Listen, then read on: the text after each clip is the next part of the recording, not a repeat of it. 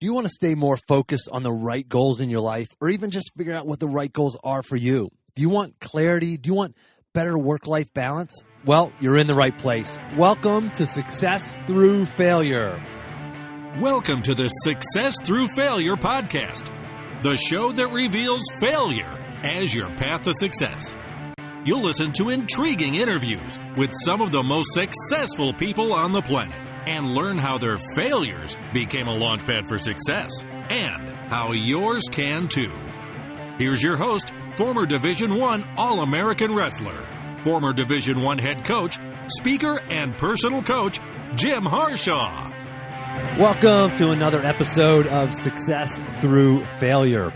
Today, I bring you Leigh Martinuzzi. Before I bring on my guest, I need to share something important. For years, I struggled to feel confident around the type of people that I spend much of my time with, successful people like millionaires, CEOs, leaders. Part of it was just mindset, but also part of it was how I looked. You know, look good, feel good, as the saying goes. And I didn't look good. I didn't have clothes that fit and made me feel confident. So I started buying expensive shirts, but then I had to get them tailored fit to me, an athletic build. Then I discovered a new shirt. It's not only designed by athletes for athletes, it's designed to fit an athlete's body type. And it's made of athletic material. It's like putting on your favorite workout shirt, but it's a business shirt. It's machine washable and it's wrinkle free, which is totally a deal breaker for me. I hate high maintenance clothing. And it looks better than my expensive shirts that I used to buy, and it even costs a little bit less. Now I feel just much more confident. I know that I'm wearing good-looking, well-fitted clothing that's designed to fit me. And if you want to see it, I shot a quick video of me opening my second shirt. Yes, I've now actually got 3 in my closet. But I show you the fabric and I show you the fit of this shirt. Just go to jimharshawjr.com/shirts. That's plural shirts with an S at the end. And grab a discount code for either free shipping or for 10% off. That's for my listeners. But jimharshawjr.com/shirts. And take a look for yourself. You can try one totally risk-free because it's free shipping for my listeners with that special discount code posted there at jimharshawjr.com/shirts. All returns, exchanges are free within 30 days, so there's absolutely zero risk to try one of these out. Again, jimharshawjr.com/shirts. This is my first time modeling clothing, so don't laugh. The shirt's awesome. My modeling skills, not so much. It's worth checking out the page just to see my bad modeling. So jimharshawjr.com/shirts. Leigh is an expert in lifestyle design. He helps people go from living a life they hate to living a life they love. He assists people through speaking, coaching, writing, and podcasting. He's the author of The Hidden Why, Living Life with Passion and Purpose. Having a corporate background as a senior executive for multinational companies, Leigh realized that he wasn't living the life he wanted. He made a decision to design his life to give him more freedom, fulfillment, and happiness. He has successfully transitioned from a dissatisfying existence to life with greater purpose. Now he pays that forward. He pays forward what he has learned to help others do the same. And as you know, you can grab the action plan from this episode if you go to jimharshawjr.com/action. That's jimharshawjr.com/action. In case you hear something you like or you don't have time to listen to the entire thing, make sure you grab the action plan from this episode. You'll also get action plans from all of my other episodes. So, Leigh, welcome to the show. Mate, thank you for inviting me on. It's great to be here. Great to be here as well. And we are on opposite sides of the planet, aren't we? You're in Japan, aren't you? Yeah, mate, in the middle of Japan. It's quite early morning here and afternoon for you, but yeah, loving it, mate. It's a beautiful country, and we certainly are having a great adventure and experience. Yeah, so let's kind of start from the beginning. You're from Australia. Tell us about your background, where you grew up, a little bit about your family, and kind of how you got to Japan. Yeah, sure. I'm 35 now, so it's a fairly long story. But I grew up in Cairns, Australia, so it's a tropical place north of Australia. Very hot climate. I'm a son of 4. So we've got, I've got 3 older brothers, a beautiful mother and father, plenty of love in my life, lots to be grateful for with my childhood. I had a pretty good upbringing, not one with an overamount of wealth or anything like that. A standard sort of upbringing. played lots as kids, and always, valued the work ethics, always worked hard. At a very young age, I desired independence and that sort of sense of freedom. So I used to, do entrepreneurial things at a very young age. So when I was in elementary school, I was making trinkets and bits and pieces and selling them at school. I was probably the richest kid in grade 7, I believe. So that was pretty cool. And I worked at the tuck shop as well, so that made some more money. So there were certain elements of my childhood that had that entrepreneurial flair within it, but also that desire really to just have that sense of freedom and independence. Now, I think that's maybe comes from being the youngest. I'm not sure.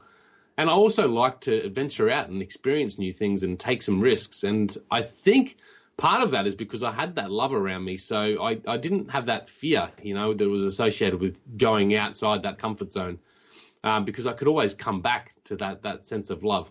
So that's a bit of a story about my childhood. After that, I went to college. I did a few things. I failed in this, failed in that, tried this, tried that, and then went to university, and I actually went through the whole university this time round. I finished my degree.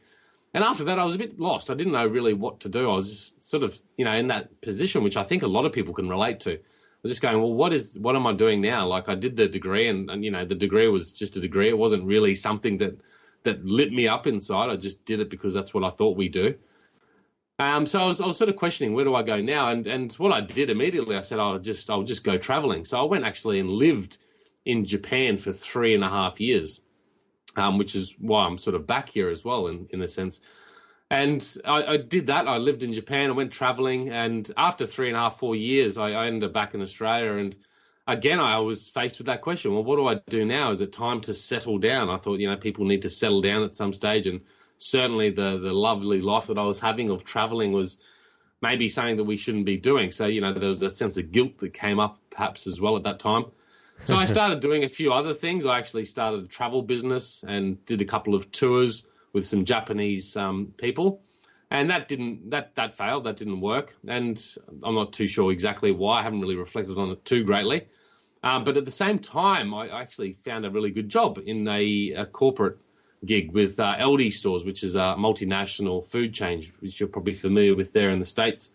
And that was as executive manager for, quite a responsibility of a few stores north of the state of Victoria in Australia. So had a bit of responsibility there. And I just had to take that opportunity because it was so good. And the main reason why I jumped on it is because the financial side of it, the income was great. So I jumped on that, had a great experience working with the company, went from that company to another one, which was a startup company. It's a hardware chain that started up in Australia. I was a founding member. And so I was responsible for managing, a team of 200 people and opening one of the first stores. So that was quite exciting for me as well. And then after that, I stopped and just asked the question, is this really for me? Is this what I want to do for the rest of my life? And that put me on a course, on a different path entirely. And I ended up going into real estate for a few years.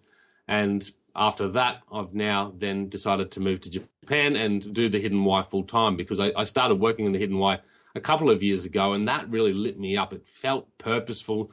It felt like what I was meant to do. And I just wanted to follow that. It was sort of my heart's calling, and I just had to follow that. So the reason why I came to Japan is because I had the opportunity to come here and really dedicate my time to the Hidden Why, and that was my motivation to do it. Even though, real estate was good, it paid well, there was aspects of that life that were very freeing. It just still wasn't the work that I wanted to do. So that's why we're here at the moment. And the other part of the reason is why we're here is because it aligns with our values. So both myself and my wife, our values are adventure and learning. And certainly we want that sort of for our kids to experience that as well. And we actually were driving through on a holiday late last year around Christmas time. We had a few weeks off, and we were just driving through a beautiful part of Tasmania, which is South Island of Australia. And I said to my wife, I said, this is great. We just felt really good and we felt really connected and, just really it felt like this is how life should be lived. And I said, why don't we go traveling? Why don't we take the family, pack up our things and head overseas and just have an experience? Like, why not? Why do we have to live this life? And she always supports me. So she sort of just nodded in agreement. Whether to take me serious or not, I guess, is one thing, because sometimes they say things and don't follow through. But as soon as she nodded, I pretty much that day sent out a few emails and extension. So that gives me the ability to live in Japan. So we took up that opportunity, and a few months later, sure enough, we're here, settling in. Wow, what an adventure! Speaking of the life of travel that you lived there for a while. Right after college, I graduated, and I had an opportunity to jump right back into coaching, right back into the wrestling, the sport of that I grew up doing as an assistant wrestling coach. I was offered the job at the Naval Academy, which is one of the top paying jobs, assistant coaching jobs in the country at the time. And I turned it down so I could go on a grand adventure. So I packed up a backpack, flew to South Texas, crossed the border into Mexico, and I had 3 months in a backpack and just nowhere to go, nowhere to be. And I just went all down through Mexico and Guatemala, Honduras, and all Belize and the whole way back up, and just grand adventure. Came back and led some adventure camping tours. So my wife and I actually met leading adventure camping tours in based out in Los Angeles. So we have the same values as well. That's how we spent our 3 weeks, first 3 weeks knowing each other in a tent. So if you can survive that, you can survive most things. Yeah, that's pretty powerful. So I think travel is essential. If anyone's sort of struggling or a bit lost in life, I'd just say, you know what, save the dollars that you need. You don't need much, and just go for a few months. My brother recently did it, and man, it just changed something in him, and it made his perspective to a higher level of his perspective of life to a higher level. It's just amazing. It's powerful stuff. Yeah, no question. I know. I remember just moments sitting in the Zocalo, the plaza in the center of a town in the middle of, I don't know, Guatemala or Honduras or Mexico, and sitting there by myself with no one to report to, nothing to do, just myself and my thoughts and my own, wants, whatever I wanted to do, I could do, whether I wanted to go hike an active volcano or go scuba diving or go on some ridiculous adventure in the jungle. I could do those things. And you really find out who you are and what you're about. I think I couldn't agree more that that's something that everybody needs to do. So talk more about, I guess, this, you talk about passion and purpose. How do you find that? That's maybe one method of figuring it out, but for the person who has, they've got a mortgage and a house and kids and all this pressure, if they don't have the ability or they don't feel like they can make that big of a leap right now to go travel for a few months, what does somebody do to try to find their purpose and their passion? Yeah, look, I think passion, just injecting passion into life really just helps you live it more fully. And the thing is that most people are going around living this life very dissatisfied, very unhappy with what they're doing. And to solve that pain or that suffering that they're having, they go out there and find superficial, I call it superficial happiness. So, we watch TV, we drink or take drugs, or some people do conducive things like, go hiking or go surfing. And those are certainly the better things to be doing. But at the end of the day, if a big part of your day is not satisfactory, if you're not happy with what you're doing, and that's most people, like 80% of the workforce aren't happy with their job. If that's a big part of your day, then, you're going to it's going to affect the rest of your life. It's going to affect your relationships. It's going to affect what you do outside of work. And certainly that's the position I found myself in as well. And I didn't like it. I wanted to change that. And what I realized earlier on is that if I could just put some more passion into my life, so just find out what lights me up, what I love doing, and just inject that even around, outside my work, then that would start impacting my attitude and how I felt. And hopefully that would then impact my attitude, how I was showing up every day, not showing up just with this sour distaste in my mouth and going to work as a sort of a negative no-hoper. And that's what I did. I started looking, well, what do I like? What do I like doing? And certainly for me, one thing was writing. So again, it's just starting with something. And once you do that, it just it raises your energy levels and just affects more of your life in a very positive way. So I started writing every morning for an hour. I just said, look, if I can just write for an hour every morning, that would be good. And to do that, Jim, I had to start creating some newer habits as well, because typically I was like most people. I'd just wake up in the morning and, rush through the morning, do whatever I had to do, eat breakfast, et cetera, and then just rush to work. And then I'd get to work and I'd spend the day there. And look, work was good. There was a lot of aspects of my job that were great, but there were certain aspects that were just getting me down and something was just missing from life. So I wasn't really happy there. And then, that'd affect, once I finished work, I'd get home, and that'd affect how I was, showing up with my wife at the time.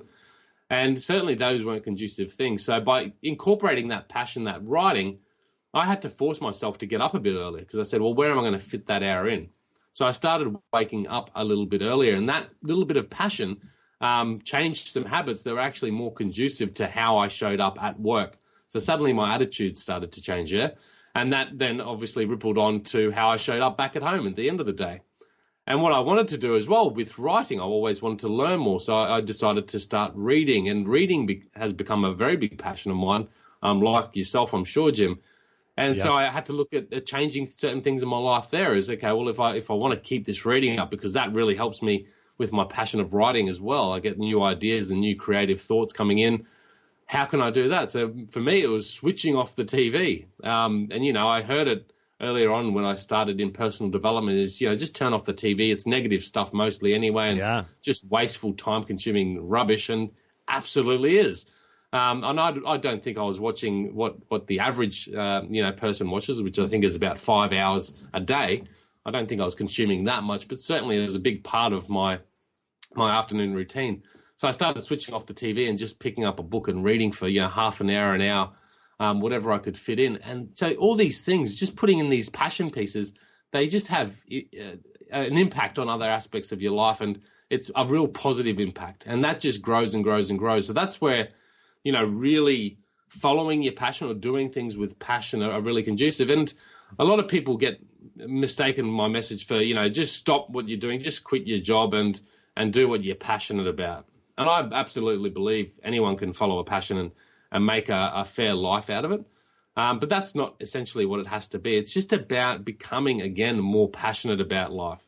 And when you find that passion, life just becomes more of a joy. And what is life all about? I mean, why are we here? What is this existence?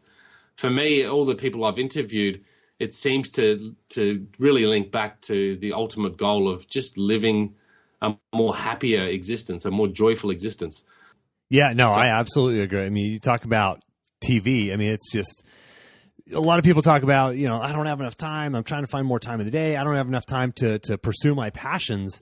And you do have time. It's just a matter of priorities. It's a matter of shifting your priorities. Turn off the television.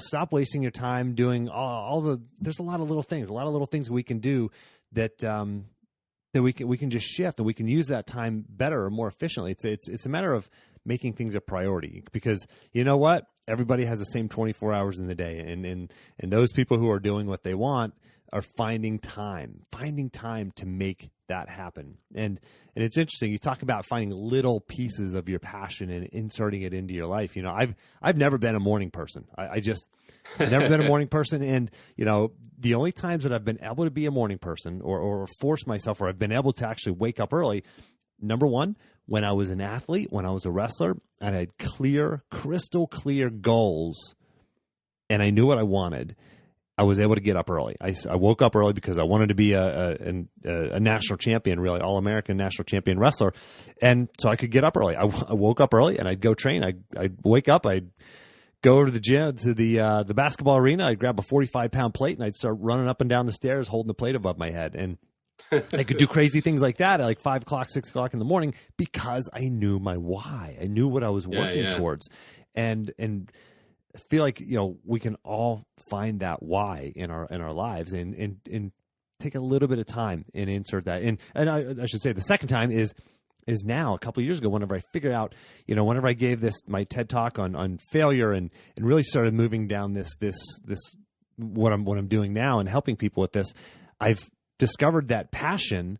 And now I wake up at 5 a.m. and I love it. I wake up at 5 or 5:15 in the morning every morning, and I'm not a morning person, but I love getting out of bed so I can get to work and doing what I love to do. So talk about your habits a little bit. You started changing your habits, and it sounds like you started writing every day, and eventually you ended up with a book. And how first of all, what are those habits? And second question, how does somebody create new habits? Oh, I'm still figuring that out, Jim. To be honest, there's a lot of work. I was just writing a blog on I wrote a blog on, about habits and, challenging yourself. And when you fail, actually, I was actually talking about, the failures that you can have when you're trying to really change habits. And it's so easy to just focus on the failure and focus on the negative aspect of what you tried to achieve and allow that to stop your progress rather than looking at the wins you've been having in life and looking at the wins you've had, even though you didn't, because a failure really for me is a win. And so look at it as a win and look at the opportunity, look at the positive aspects of it to help you keep going. Certainly it depends on the level of intensity or the complexity of the habit that you're trying to change, the harder it is going to change it. So if you've been doing something for 15 years, which many of us have been doing or longer, it's really hard to do the work to change that. It's really hard to turn it around. I mean, we've created these neural pathways in our brains that are massive highways. And as soon as we sort of jump off the path and start, cutting a bush through the forest, it's so easy to just give up because that bush becomes really wild and crazy. And it's just let's just jump back on that path that I know and go the easy way. And that's why, changing the really deeply embedded habits is really, really hard. And I don't know the answers to do it. I think you just need to keep doing the work and don't give up. And I imagine it's easier once you find your passion and purpose. I imagine those habits are probably easier to create. Yeah, certainly when you've got, a connection with your why and, you talk about values as well. I know your blueprint. So when you have those connections and you really know your reason, your why, it's easy to stay more purposeful in your actions. And it helps you, keep going, even if you do have those failures, It's just so much hard work. And we look at it and we go, well, I'm going to set myself a 3-month goal to change this habit. And if it's a habit that we've had for 15 years, you can't really expect 3 months to be, the be-all and end-all to a habit that's been around you for so long. I mean, you might even have to expect that it might take just that long again to change that habit and replace it with a new one that overtakes it in size. And so that's my sort of lessons about creating new habits is really, again, connecting with your why and taking purposeful action, because that will help you really give you the drive and the courage to keep going. But also just to do the work, just keep doing the work. When you fall down, stand back up again, and put in the efforts that you have to put in. And sure enough, those habits will come about. And here's what I was reflecting on yesterday. I went to the gym and I sort of didn't have my earphones in yesterday, so I was just in my mind and in my thoughts. And I was thinking I do the things now that I do because it feels good. And if you look at life, most of us do what we do because it makes us feel good, or we're doing it to get to that point where we feel better. And I wake up at 4:30. I'm a morning person, Jim, and I never used to wake up this early. But I started just, as I said before, starting to wake up a little bit earlier so I could, spend some time on things that I loved.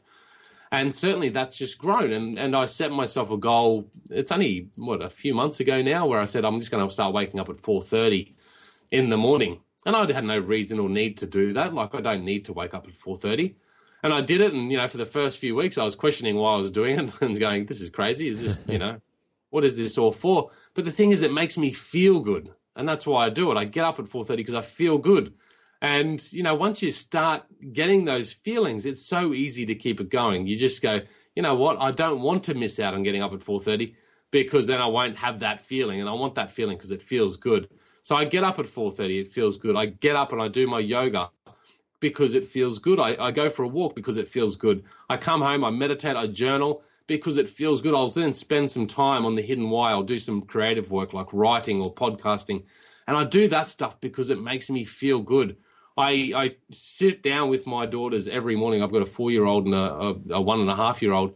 And I make them breakfast. And I sit here with them for an hour before they go off to daycare because it makes me feel good. So that's really what's changed in my life. I've just started injecting that passion and started doing the things that are important to me, started to do the things that are congruent with my values, my why, and it's just about how I feel. And once you can start doing that, it makes those habits easier to change as well. And not all habits are that easy to change, but once you just start, like eating, a lot of people have bad eating habits.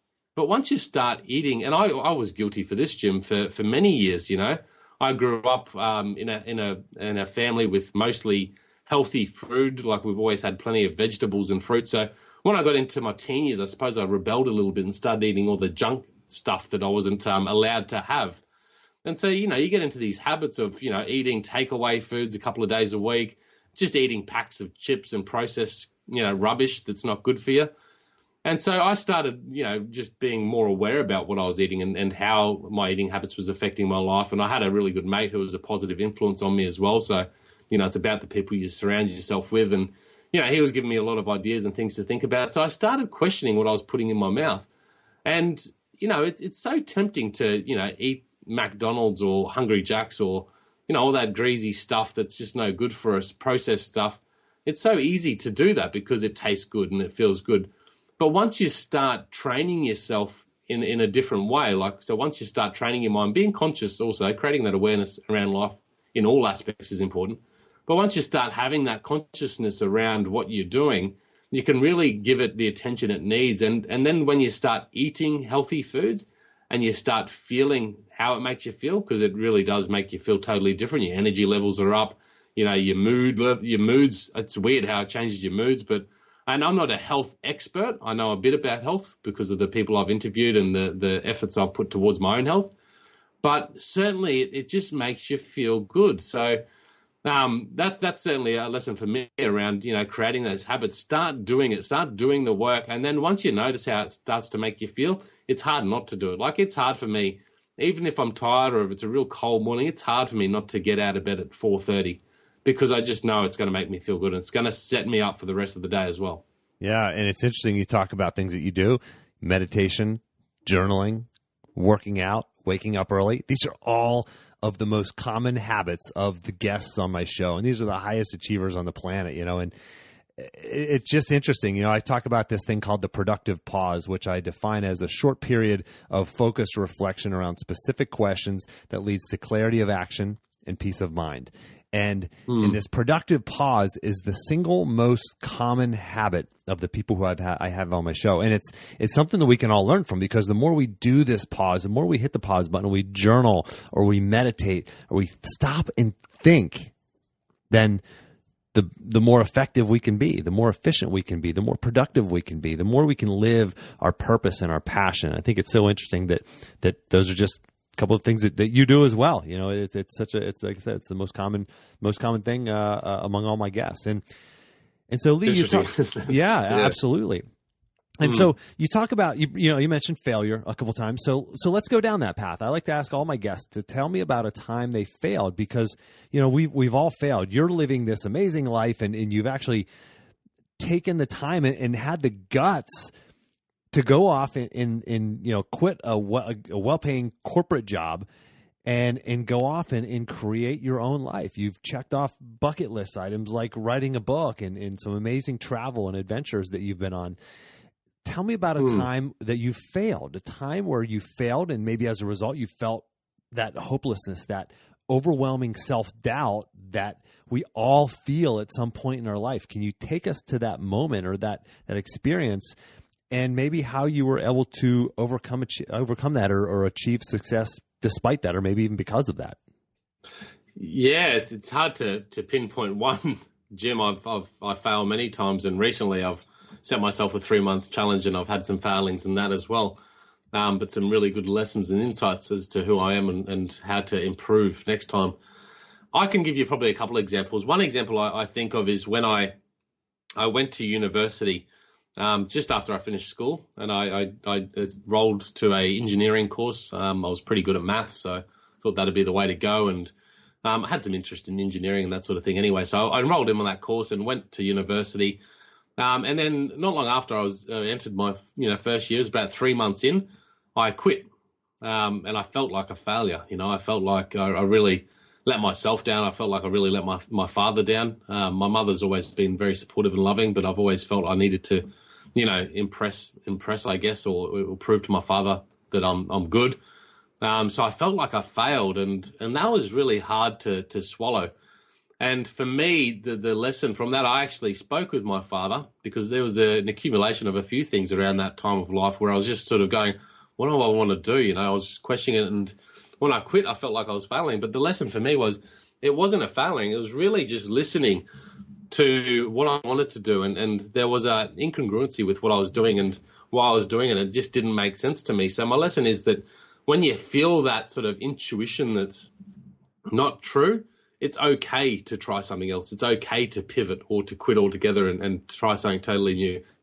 And I sat there with my father at the table. I think we might have been having breakfast or just after breakfast. And I said, I just feel like I failed and I don't know what to do next. And his sort of advice was, no, it's all part of the experience. It's all part of the journey. Just take what you can from that piece and keep going forward, keep progressing.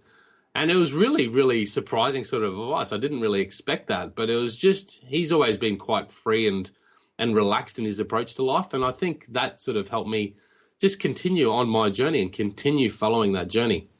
But yeah, and I should say we've all had that moment, right? But we all haven't had that wise person to give us that kind of advice, especially when we're in that moment. So I urge the listener, I mean, whether you're, like I said, whether you're trying to, make $1 million or whether you're trying to lose 15 pounds, you're going to fail along the way. You're going to face setbacks, and it's normal. It's part of your journey. Yeah. And I guess you're right. Like, I could have probably looked at that point in time, and I probably could have really got upset with myself and the self-doubt if I wasn't for that chat, if it wasn't for that comfort that said, hey, no, this is okay. This is not a problem. It's part of the journey. Really, for me, Jim, I guess the biggest failing for me was when I was in my late 20s. I was sitting there. I was in my corporate career as a manager, and I just thought, this is great. Things were good. I had money. I had 3 investment properties. We had 2 beautiful cars. I had a Toyota Land Cruiser. I always wanted one of those, so I had one of those. I had things going pretty well for me. I had a wife and a child on the way. But I felt like I failed myself in what I was doing because I had this lacking. I had this emptiness inside. And that's, I always talk about the time I went home one afternoon. I just grabbed a few beers, from the shops, and I went down to the local jetty. We would live near this estuary. So went down there and just had a couple of beers overlooking the water. And I just thought to myself, what am I doing in life? Is this really what it's about? And I started, asking those big questions. And, you talk about creating that space, pressing that pause button. For me, that's what it was. It was doing that near the water because there's nothing else around me, just my mind and myself. And it really allows you to reflect on some of those bigger questions in life. And I'm never afraid to ask those questions. I'm happy to ask them and see what they bring about. And for me, it was, if I continue on this path, is that really going to light me up for the rest of my life? Is that really going to be conducive to creating a good existence and really taking the most of this opportunity of life that I've got? And the answer to that question was pretty clearly no. It's not what I wanted to do. It felt like I was living the path, taking the map that was given to me from someone else and living their dream, living their journey. And that's the journey that I didn't want to go on. And I never have wanted to go on that. I've always been, that independent sort of guy that wants to just experience life as I want to experience. And I've always had that. I don't know where it's come from. Always had that within me. So that's why, I've always been able to sort of just take that initiative to do the work to make the changes that I need in life. But I got stuck. I became comfortable in that life, because I was earning the money. I had everything there that I could need. I became very comfortable, and I went beyond comfort to stagnation where I just wasn't really living life anymore. And that's the point where a lot of people are at. They're at that point of stagnation where they just aren't happy with their existence. So for me, that was probably the biggest failing. And really then it was just about, well, hang on, what do I do? What can I do? And so then I had to start doing the work of uncovering my essence. And I talk about the soul a lot, Jim, and I never used to. It sounds quite spiritual and can turn a lot of people off. But I really believe in our essence, who we are as an individual. We have this deeper why. And it's something that evolves over time. But I believe that we don't listen within enough because we've got all this chaos and external factors that are going on around us. So we listen to that more fully and we allow that to guide us in life rather than listening to what's within. And this is where I had to do the work. I had to start deconditioning myself again. I guess a lot of us are conditioned or domesticated in life, and we cover up our essence. We stop listening to our true why, to our true calling. And part of that's because of our ego. Part of our ego bases its self, it's self-importance. Who are we and what's our self-definition? Our ego really constructs that based on our experiences and a lot of the external factors of life. So to do the work, I had to then start going, well, push aside the ego for a second. And what is life really to me? What does it really mean to me? So I had to start digging within. I've got a great questionnaire, Jim, at my website, thehiddenwhy.com, which is called the Discovery Questionnaire. It's a free download. It's a worksheet or workbook, which people can download and just ask some questions around, who you are. Once you start really reflecting on them and spend a bit of time on it, you can really start connecting within and go, well, these, and you look at things like your values, your skill sets, and from these things, you can really then start going, well, if this is my values, what should I be doing in life? If this is my true essence, then what does that mean for my dreams? What are my dreams? You can start connecting with that more deeper. If you look at your why and look at that essence, you can really start figuring out, well, what do I actually need? And what is more of a desire? And what's a desire that's more conducive to the path that I want to live, not just a superficial desire that we all have. So once you do the work, and that's what I had to do, and it took me many years, and I'm still doing the work, is just to really uncover your essence. And once you do that, you start listening within a little bit more to your soul, and then that gives you the signals of how to take more purposeful action in life. And once you start taking purposeful action, you can inject passion in there as well, is that life just becomes much greater. Like it's not, for me, it used to be a struggle. It used to be a battle. It used to be a fight.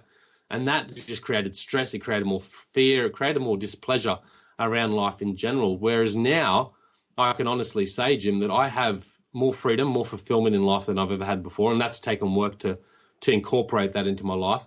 But I certainly have a greater level of happiness than I ever had before. And it's a deep level of happiness. It's not a superficial level of happiness, because people relate to happiness as, going to that party on the weekend or getting that paycheck or buying, that new TV. That's all sort of rubbish happiness, and that's not what it's about. It's really about finding this deeper sense of happiness just with the existence that is life. And it doesn't matter what sort of circumstance or situation you have now, you can find that. And that's just by following your true why. So that's the work that I did, Jim, in sort of long answer, to really overcome that failure. And I just had to start doing the work and start figuring out what it was that I wanted and start, implementing things. And then I sort of mentioned that it accumulated over time. I just started doing little things. And it does snowball. And I used to hear people say it all the time, just keep doing the work and keep doing some little things and it'll just accumulate. And I never really believed it. I never believed that that's how it would happen. But certainly now I can see the progress happening quicker and quicker in my life. It started with just waking up that little bit earlier to spend an hour on writing. And slowly it built. Whereas now things are just really unfolding more rapidly for me. I could really live a life now that I love. I get up every day. I get to do what I want every day. I get to spend time with my family. I get to travel. I get to have that adventure. I get to learn. I read books. I listen to audio books, podcasts, etc. There's all the stuff that I love doing just incorporated into my day, and that's a really beautiful existence. And life now just seems to unfold, and that's not meaning that I'm lazy or too relaxed, but I certainly don't fight against life. I know what I need to do. I know what my purpose is, and I take purposeful action. I am ambitious. I do connect with my dreams. But at the same time, I don't let things bite me up and chew me up anymore. I just follow the path and stay on course and trust that the universe will work with me to bring about all that I desire.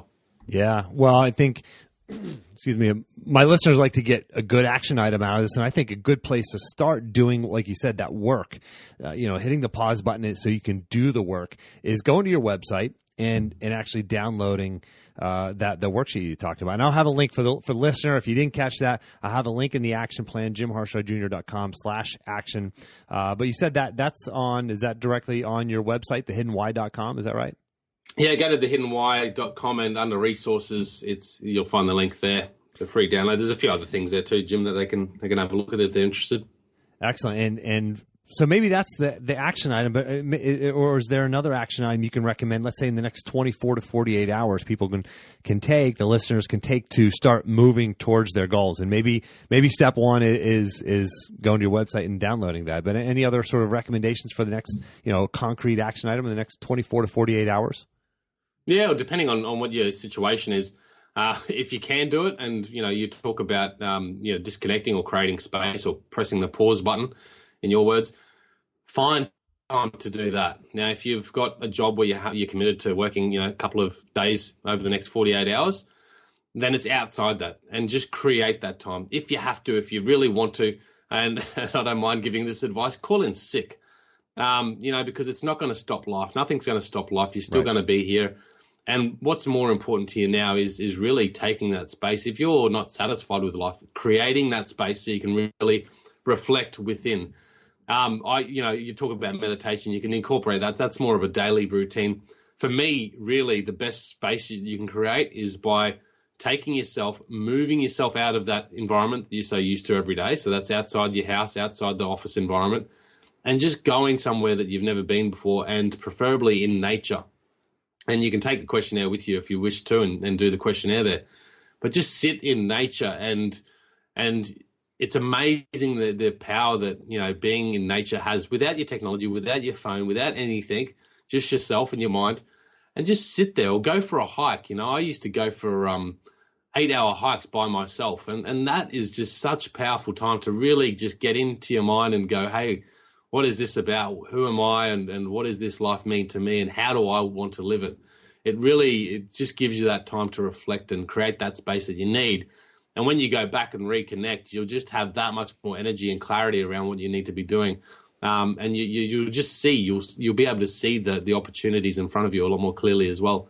I think it's something, Jim, that we don't do often enough, is create that space. And certainly that's one reason why I meditate in the morning and go for the walk. Going for a 40 to 45 minute walk by myself is just powerful stuff. It's just giving me so much clarity and critical thinking that's conducive to staying on track in life. But I think, a lot of us make the mistake of doing it once a year. We go on a holiday for 2 weeks, and on that holiday, we then jam pack it with so much stuff we don't even get time to think. So really, trying to do it more often, trying to do it weekly. I know a lot of people that I speak to on the show have, weekly habits where they go for a hike every week or do something like that, find some way to create that space. But in the next 48 hours, if you're not happy with what you're doing, just find a way to get out there. And it doesn't have to be 8 hours, going for a hike. Just find an hour.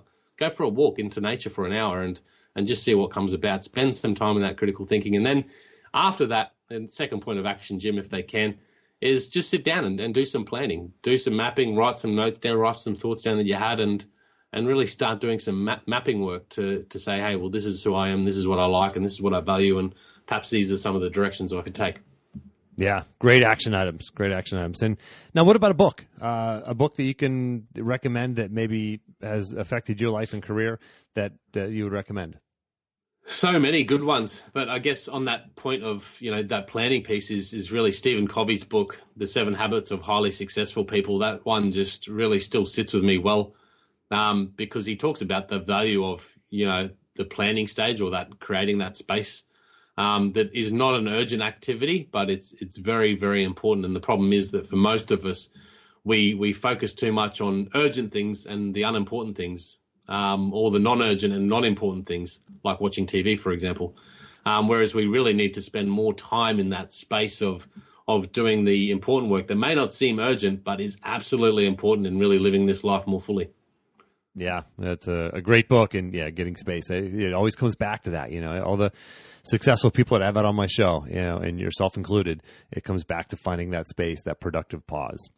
And so last question, Leigh, what advice would you give your 20-year-old self? If you're sitting across the table, eye to eye with your 20-year-old self, you had an opportunity to share one piece of advice, what would it be? Yeah, it's a good question. I'd probably just say, look, stay true to yourself, know what you want, know what this life means, and stay true to that, and keep doing what you want to do. Great advice. Leigh, promote yourself a little bit. Tell the listener where they can follow you, find you. Certainly you mentioned your website, thehiddenwhy.com. I will have links to everything that Leigh's going to mention right now in terms of how to follow him. I'll have all these links in the action plan as well, jimharshawjr.com/action. But go ahead, Leigh, tell us where we can find you and follow you, et cetera. Yeah, Jim, it's been an absolute pleasure. Thanks for having me. I suppose if the audience resonate with my message, they could jump onto thehiddenwhy.com first of all. And most of the links to me are there, so they can find the Facebook, Twitter, and all that sort of stuff. They can email me as well. I leave my email there, so I love hearing from people that love my show. I've got a podcast as well, Jim, the Hidden Why podcast. So that's good. That's 5 days a week. A lot of content there. I wouldn't expect anyone to listen to it all every week, and not every show is going to be suitable for them. But certainly there's a lot of good information there. So it's just about, selecting the ones that suit you at your point in life. So check that out as well. Download my discovery questionnaire, and hey, reach out if I can help you in some way. I'm happy to speak with you as well and see what sort of direction I might be able to give. Excellent. Leigh, thanks so much for taking time to come on the show. Great actionable advice, practical advice. We're all looking to find our purpose and that passion in our lives. So thank you. Mate, it's been a pleasure. Thank you. And for the listener, until next time, take the time to get clear on your goals and embrace failure as a stepping stone on your path to success.